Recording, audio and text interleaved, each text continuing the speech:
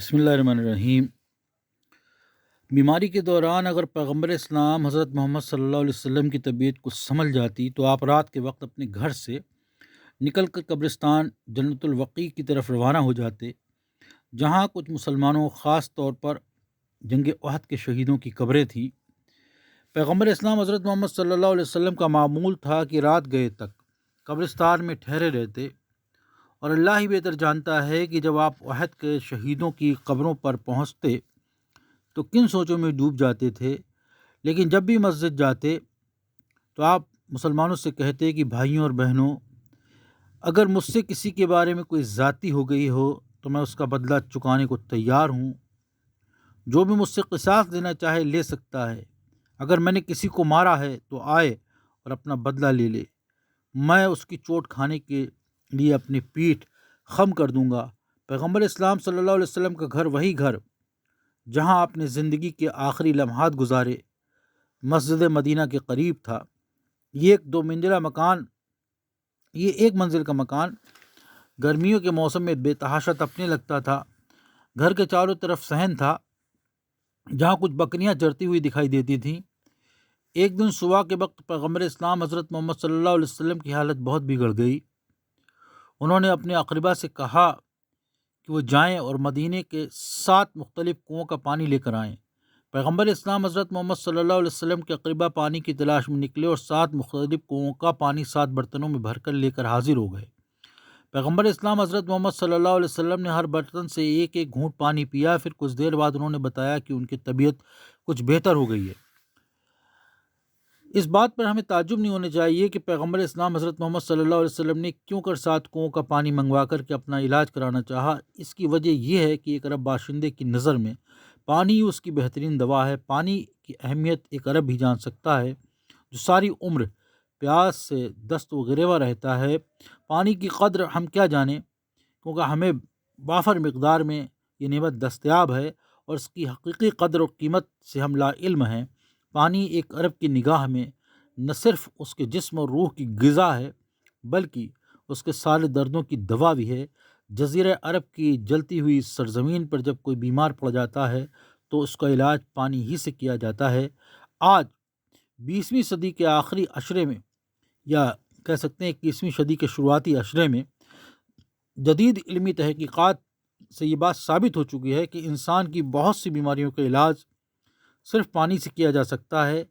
اس طریقہ علاج میں نزلہ، زکام جیسی عام بیماریوں سے لے کر کے پیٹ کی تمام بیماریاں، بلڈ پریشر، دل کی بیماریاں اور یہاں تک کہ بعض سرطانی کینسر سے ریلیٹڈ بیماریاں، ان کا بھی علاج شامل ہے۔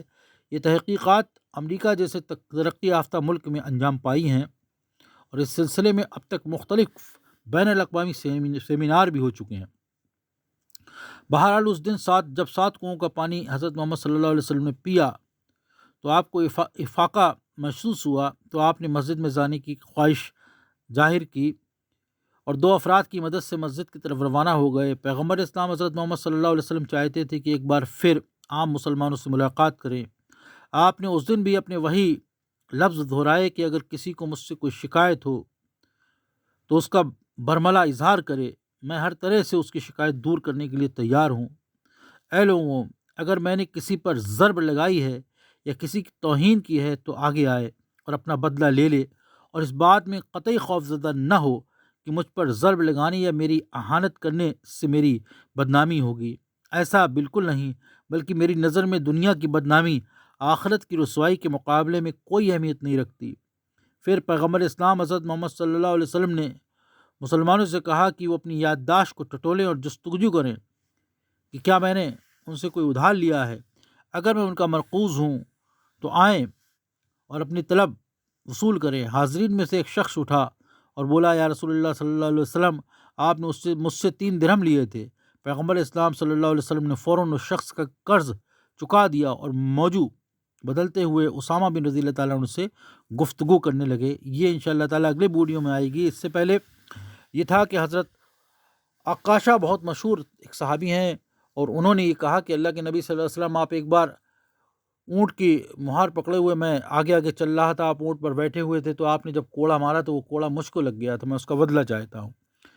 سب لوگ بڑے پریشان ہو گئے. حضرت بلال رضی اللہ تعالیٰ عنہ کوڑا لے آئے تو سب نے تمام صحابیوں نے اصحاب نے کہا کہ حضور صلی اللہ علیہ وسلم کے بدلے میں ہمارے 10 کوڑے لگا لو. تو حضرت ابوبکر صدیق رضی اللہ تعالیٰ عنہ، حضرت عثمان غنی رضی اللہ تعالیٰ عنہ، حضرت عمر فاروق رضی اللہ تعالیٰ عنہ، حضرت علی رضی اللہ تعالیٰ عنہ اور آپ کے تمام چاہنے والے. لیکن اس نے کہا نہیں کہ ہم تو حضرت محمد صلی اللہ علیہ وسلم سے ہی بدلہ چاہتے ہیں. لیکن جب حضور صلی اللہ علیہ وسلم نے اپنی قمیض اتاری تو حضور صلی اللہ علیہ وسلم کی پیٹھ مبارک پر مہر نبوت تھی، کہ آخری نبی ہونے کی، آخری نبی اس کی مہر تھی. تو عکاشہ نے جب وہ مہر دیکھی تو اس کو چوم لیا اور کہا اللہ کے نبی صلی اللہ علیہ وسلم میری مغفرت کی دعا کر دیجئے. میں نے سنا ہے کہ جو مہر نبوت چومے گا وہ جنت میں اعلیٰ مقام پائے گا.